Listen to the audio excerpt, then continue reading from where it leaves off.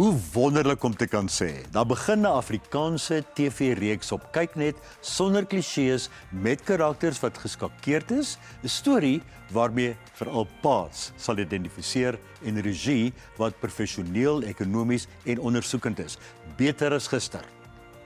Die boeiende TV-reeks gaan oor 4 paas wat kinders in dieselfde skool het. Die bordjies word verhang. Paas praat oor hul kinders en nie ma's wat in karre wag nie. Die reeks beweeg soemloos. Dit is meer film as televisie, want dit maak die skerm oop om in paas en kinders se koppe te kom om verantwoordelikheid te verstaan met elke kind wat hul eie persoonlikheid het. Dis oopkop Afrikaans, sonder fiteriasies of moe afdraai stories of taalskokke. 'n Grasnyer kry toegang tot jou foos-televisiebrein om langs deur die gras kort te sny.